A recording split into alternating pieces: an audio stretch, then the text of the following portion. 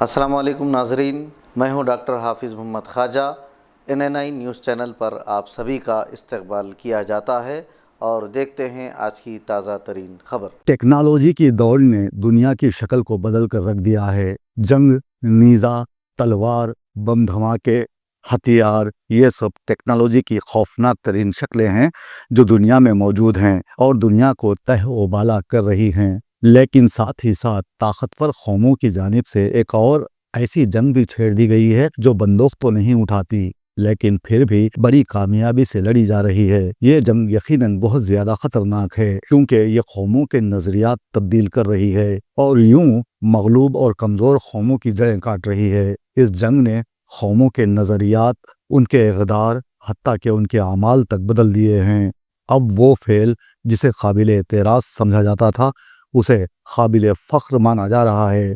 اگر ہم ہمارے دیش ہندوستان کی سیاسی صورتحال کا جائزہ لیں گے تو ہمیں صاف طور پر دکھائی دے گا کہ یہاں چور، ڈاکو، بھیڑیے اور کتے نما سیاستدان ہر جگہ موجود ہیں جو طوائفوں سے بھی برے اور گھٹیا ہیں۔ طوائف تو اپنا جسم بیچ کر کماتی ہے اور چور سیاستدان، جنہیں عرف عام میں اب کتے بھی کہا جانے لگا ہے، جو عوام کا خون چوسنے، ان کا گوشت جسم سے کریت کر کھانے میں لطف محسوس کرتے ہیں۔ آج یہاں میں آپ کو ایسے کئی کتوں سے ملواؤں گا جو دیش کو ٹکڑوں میں بانٹنے کا کام کر رہے ہیں اور کہتے ہیں کہ ہم دیش کی عوام کے لیے کام کر رہے ہیں۔ ریاست آندھرا پردیش میں 2 کتوں نے ہلچل مچا دی ہے اور اپنے پارٹی قائدین و اراکین پارلیمنٹ سے کہا ہے کہ ایوان میں وقف بل کی تائید کی جائے۔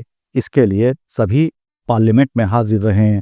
اس میں ایک فلمی پردے پر ناچنے والا ایک ایسا خارج زدہ کتا ہے جو آندھرا پردیش میں پہلے مسلمانوں کو اعتماد میں لینے میں کامیاب ہوا، اس کے بعد مودی کا پالتو بن گیا۔ دوسرا ارخان زدہ کتا ہے جو برسوں سے خود کو مسلمانوں کا ہمدرد، ہندو مسلمان کو اپنی 2 آنکھیں کہتا ہے، جس کا کام صرف بھونکنا اور کاٹنا ہے۔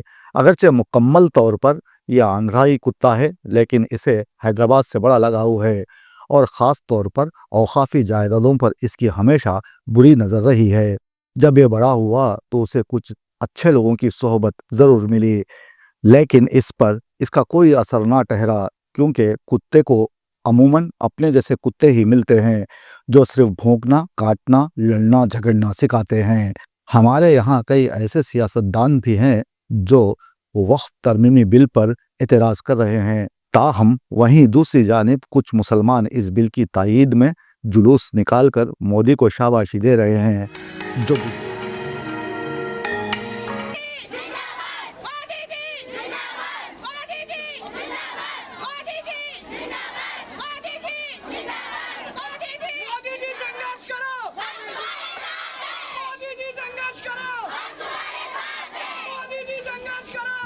اب یہاں کوئی کتا کسی ریاست سے دوسری ریاست میں آ جائے تو مقامی کتے اس پر بھونکتے ضرور ہیں۔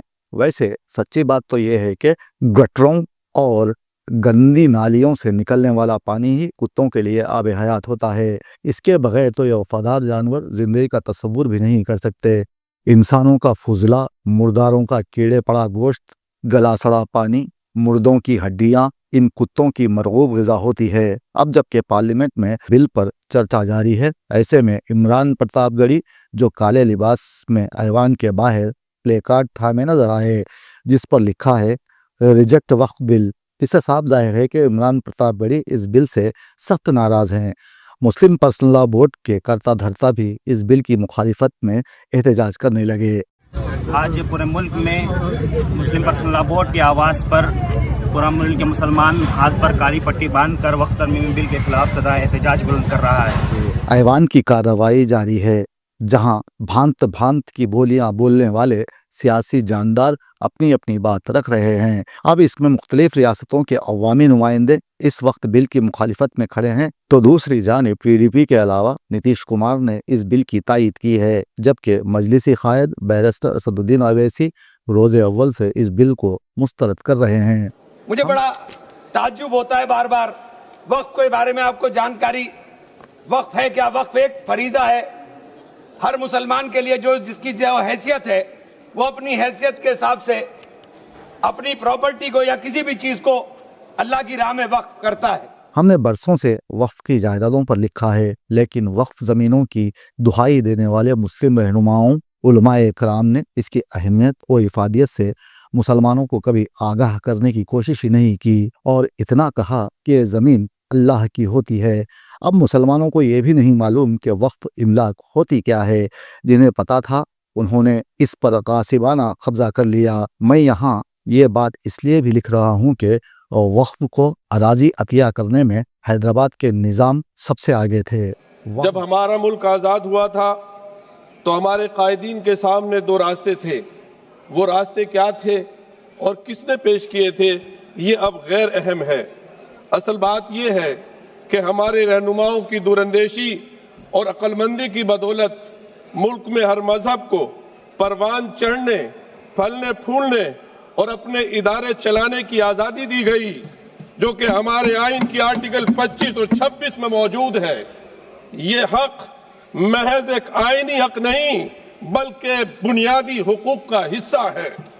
آج ہمارے ایوان کے سامنے جو وقف ترمیمی بل پیش کیا گیا ہے، یہ نہ صرف ہمارے بنیادی حقوق کی خلاف ورزی ہے بلکہ رائٹ ٹو ایکولیٹی کے بھی صاف خلاف ہے۔ اس کو صدر محترم ملک کی دوسری میجورٹی کبھی قبول نہیں کرے گی۔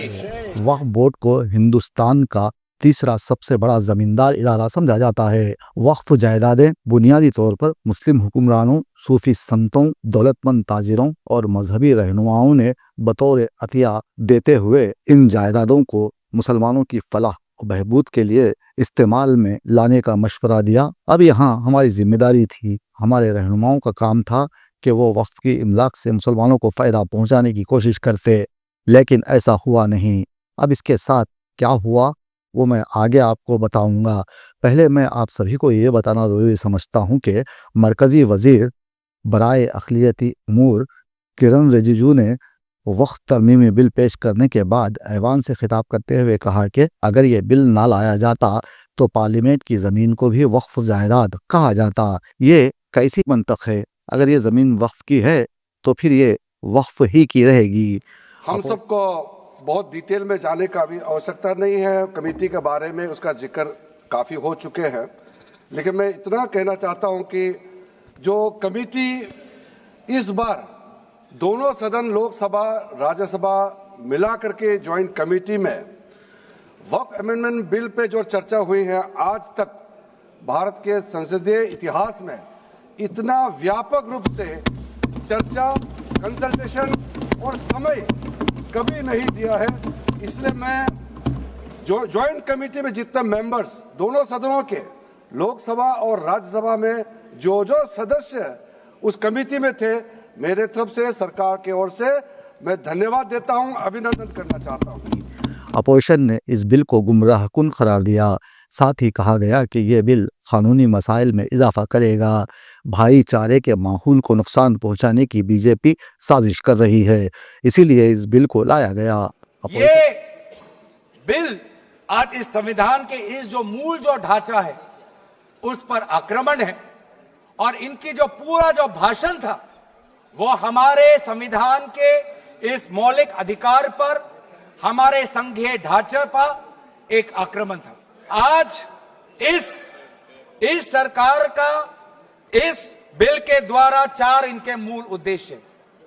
پہلا مول ادیشیہ ہے کہ سمویدھان کو کمزور کرنا، ٹو ڈائلیوٹ دا کانسٹیٹیوشن۔ ان کا دوسرا ادیشیہ ہے بھرم پھیلانا، to defame the minority communities of India. Opposition کا ماننا ہے کہ حکومت دراصل اقلیتوں کو تقسیم کرتے ہوئے ان کے حقوق کو محدود کرنا چاہتی ہے، جس کا ثبوت وقف ترمیمی بل کو ایوان میں پیش کرنا ہے۔ اس بل کو پیش کرنے سے قبل ایک ہنگامہ کیا گیا۔ 284 وفود نے مختلف کمیٹیوں کے روبرو اپنی اپنی رائے رکھی، جبکہ 25 ریاستوں کے وقف بورڈز نے بھی اس بل پر اپنی بات رکھی۔ مرکزی وزیر بھری سبھا میں کہہ رہے ہیں کہ اس بل کا اہم مقصد وقف املاک سے متعلق بہتر انتظام و انصرام اور شفافیت کو یقینی بنانا ہے۔ اب اگر ایسا یا نتیش کمار جی کو کانگریس پارٹی کے سرٹیفکیٹ کی کوئی ضرورت نہیں ہے، وہ اپنے گریوان میں جھانک کے دیکھیں कितना साल इस देश में शासन किए, बिहार में कितना साल शासन किए, मुसलमानों के लिए क्या किया उन्होंने, उसका भी तो बताएं। है। अब अगर ऐसा है तो फिर मुसलमान इस बिल की मुखालिफत क्यों कर रहे हैं? दरअसल इस बिल में खामियां बहुत ज़्यादा हैं। खालिस मजहबी उमूर में किसी दूसरे मजहब के अफराद को शामिल करना और कलेक्टर्स को जिम्मेदारी देना शायद इस मामले में ठीक नहीं। कुछ अवामी नुमाइंदे ये मानते हैं कि बिल में खामियां ज़रूर हैं, इन खामियों को दूर करने की अशद ज़रूरत है। हुकूमत अगर जी, we are believing the culture and tradition of Indian Bharat, respect each other's faith. I told you, we are Hindu, sir. We are a believer, but same time we are respecting the faith of other religions also. That is the basic principle. You want this bill is specialized for Maharashtra, Haryana election. This bill is specialized, but you don't understand that. Last time, people of India clearly taught a lesson to you. This type of divisive politics, India people will not going to buy now. Now again, you are trying to experiment that bill, sir. Againly, this is an attack on federal system also. हुकूमत अगर नेक नियति से मुसलमानों का भला चाहती है तो इस बिल पर दोबारा गौर व खौस किए जाने की ज़रूरत है। ऐसे हालात में हम अगर आम अफराद की बात करें तो मैं आपको बताना ज़रूरी समझता हूं कि अब तक मैंने इस बिल पर सैकड़ों अफराद से बात की है, जिसके बाद जो हक़ाइक़ सामने आए वो हैरान कर देने वाले हैं। जब मैंने एक गरीब बुजुर्ग शख्स से पूछा, बताइए आप वक्फ की इमलाक को किस तरह लेते हैं, पढ़े लिखे गरीब इंसान ने कहना शुरू किया। अगर मैं सही हूँ तो आपको ये बता देना ज़रूरी समझता हूँ कि रियासत तेलंगाना के अलावा हैदराबाद की अवाम वक्फ बोर्ड वो वक्फ इमलाक के बारे में जानकारी नहीं रखती।